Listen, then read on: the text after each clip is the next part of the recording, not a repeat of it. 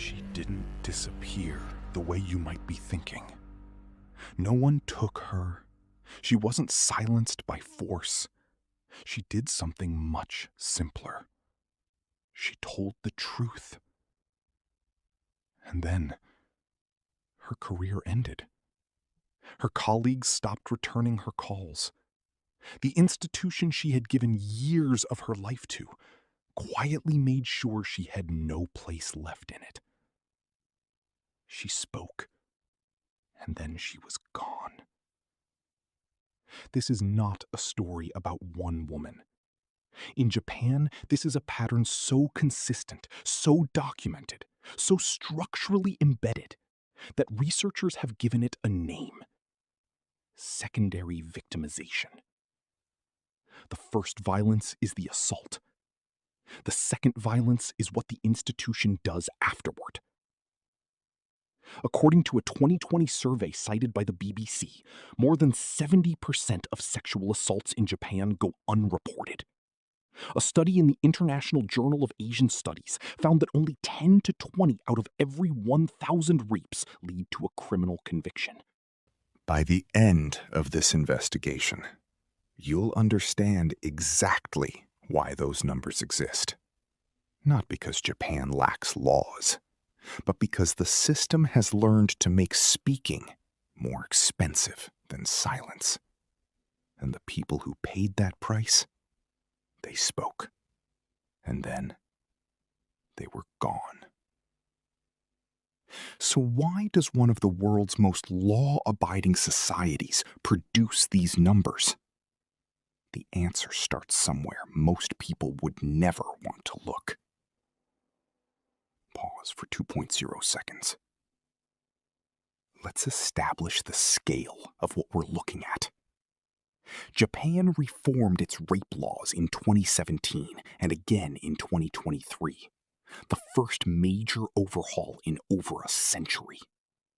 On paper, the legal framework improved significantly.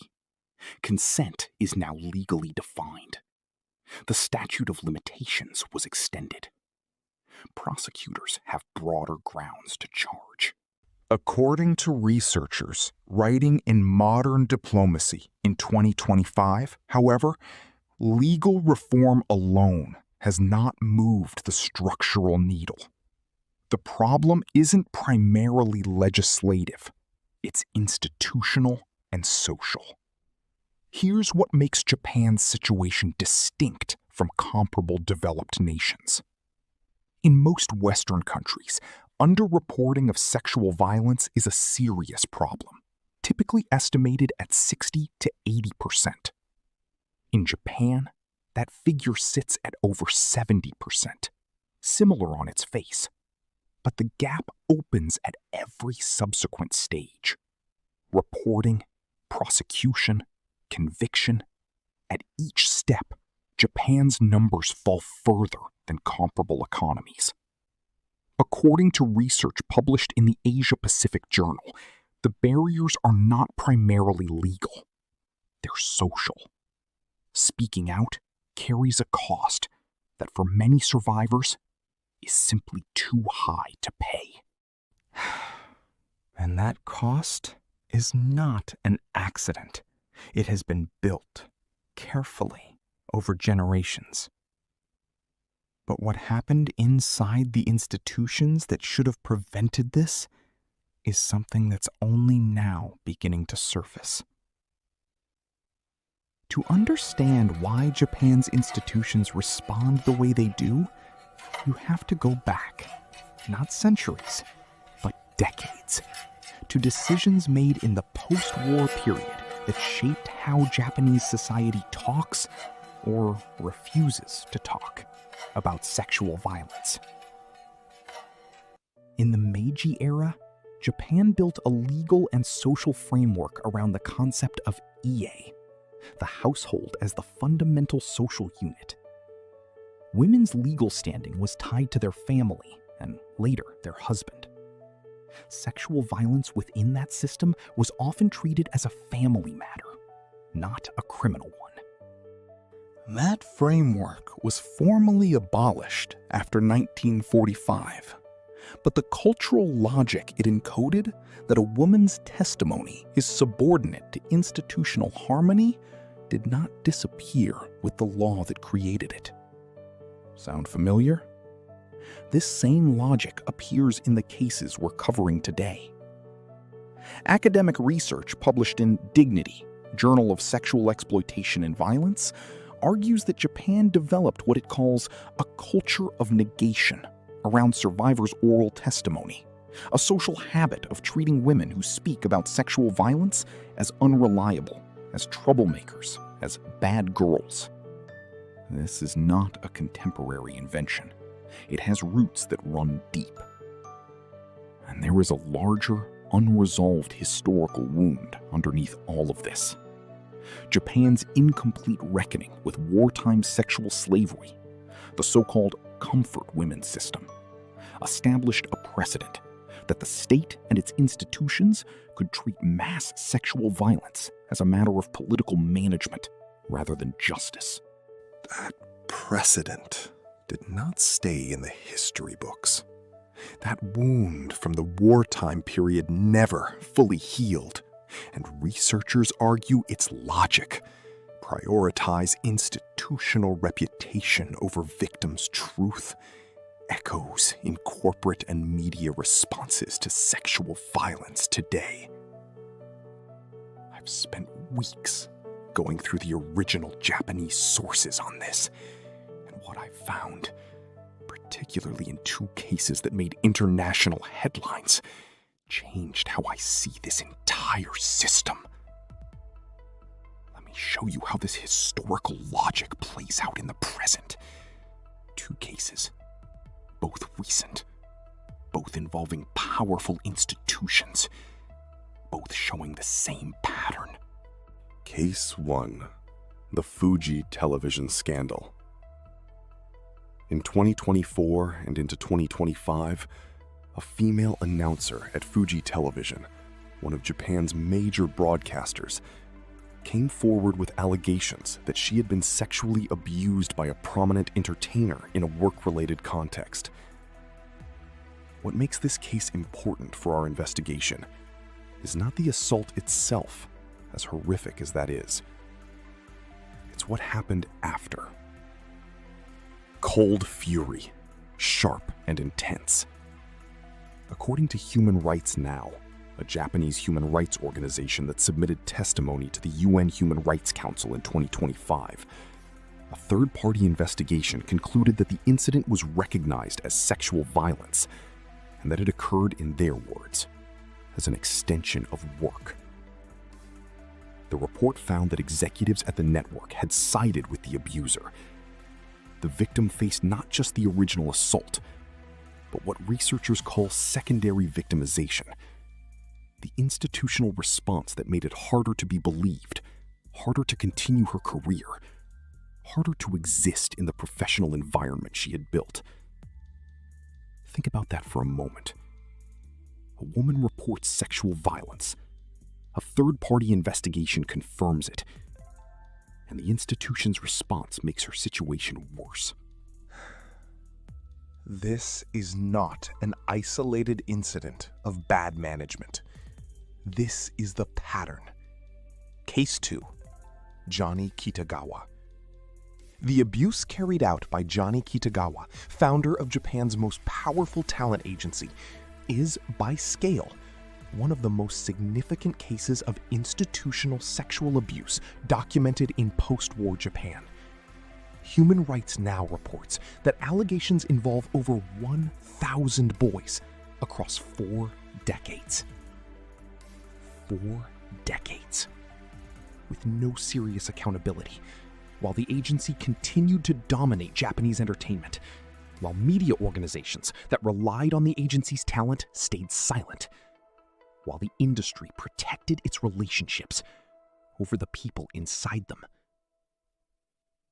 According to research published in the Asia-Pacific Journal, the recurring pattern in Japan is not just individual perpetrators. It is secondary victimization. The way institutions, media organizations, and workplaces systematically make it harder for victims to be believed, or to rebuild their lives. What strikes me most about these two cases is this: they are separated by decades and by industry, but the institutional logic is identical. Protect the organization, absorb the harm, manage the survivor. Everything about these two cases points to a simple conclusion. This is a problem of bad individuals making bad choices. Except that conclusion is wrong. And understanding why it's wrong is where this investigation gets more disturbing. I want to show you what Japanese people themselves are saying about this, because it's more complicated than you might expect. When NHK, Japan's public broadcaster, conducted a survey in 2022 on sexual violence experiences, they received over 38,000 responses. 38,000 people who wanted to speak. That number alone tells you something. The silence is not the same as indifference. There are people who want this to change. The public reaction to the Fuji TV case and the Johnny Kitagawa revelations has been described by researchers and human rights organizations as increasingly angry, particularly among younger Japanese women. The older pattern, resignation, shame, absorbing the harm, is being challenged. But it is being challenged unevenly. Research from Human Rights Now and academic sources describes the overall sentiment as painful, divided, and increasingly less willing to accept silence. That division is real, and it matters. Outside Japan, the reaction has been notably different in character. On international platforms, the Fuji TV case and the Kitagawa revelations generated significant engagement, not primarily as celebrity scandal, but as evidence of a systemic problem. The framing in English language coverage, from the BBC to human rights organizations, was structural. Why does the system protect institutions over victims? Notice the difference. International observers tend to ask systemic questions. Many Japanese commenters, particularly those from older generations, have expressed a more complicated mix of anger, resignation, and a sense that speaking out is still too costly to be worth it. That gap between the systemic framing outside Japan and the more personal, risk-weighted calculus inside Japan is itself part of the story. And honestly, reading through these responses, the 38,000 survey replies, the reaction to these cases, the research on survivor testimony, what I keep coming back to is this: the silence in Japan is not absence of feeling. It is the presence of a very rational calculation. For many survivors, speaking costs more than staying silent. That's not a cultural defect. That's a system that has been designed, whether intentionally or not, to produce exactly that outcome. So why does this calculation keep coming out the same way? The answer lies not in individual failure, but in a structure that has three distinct layers. And the deepest layer is one that most Western analysis of Japan completely misses. Now here's the part that most documentaries about Japan completely ignore, and it changes everything. The question isn't why individual abusers act. The question is why institutions consistently respond the same way. That requires a different kind of analysis. Layer 1. Cultural. Japanese society places exceptional value on what researchers describe as wa, harmony, the avoidance of open conflict. This is real, And it is not inherently negative. But in the context of sexual violence, it creates a specific cost structure. Disclosure disrupts harmony. The person who discloses, not the person who caused harm, becomes the source of disruption. Research published in Modern Diplomacy in 2025 identifies endurance, restraint, and conflict avoidance as norms that make it socially easier to absorb harm than to expose it. Layer 2. Structural. Here's where Western analysis of Japan often gets it wrong. It's tempting to attribute Japan's response to cultural values and stop there. But the structural layer is equally important.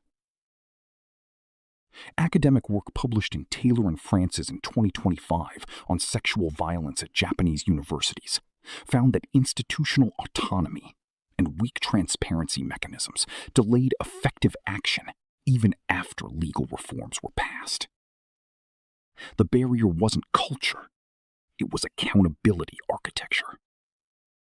Institutions were not required to be transparent, so they weren't.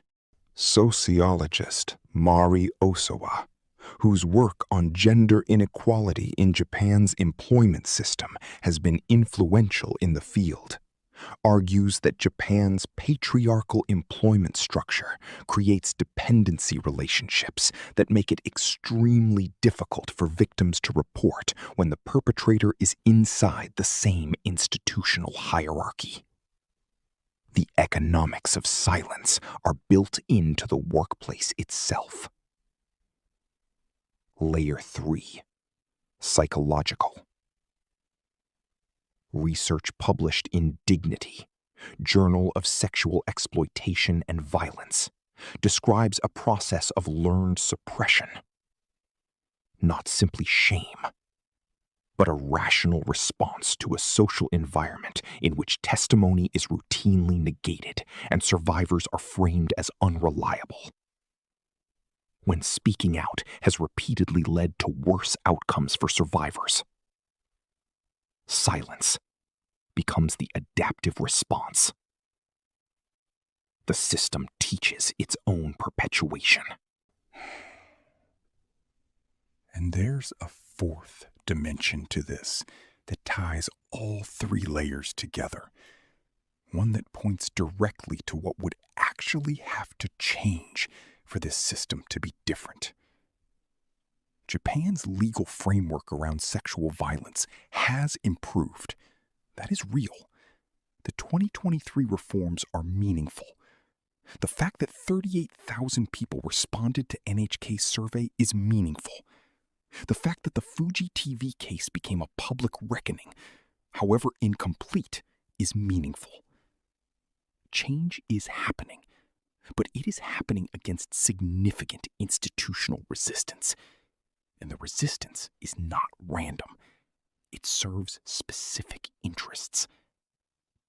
Organizations like Spring Voice and Human Rights Now are working to shift that cost structure. Legal advocates are pushing for better implementation of the 2023 reforms. Researchers are documenting what the system does in survivors in enough detail that it can no longer be denied. Whether that is enough and how fast it will move is genuinely uncertain. I want to go back to where we started. That title, You Spoke, Now You're Gone. When I wrote it, I wanted you to wonder what it meant. A threat? A disappearance? Something violent? The reality is quieter than that, and in some ways harder to fight. No one had to threaten these women. No one had to make them vanish.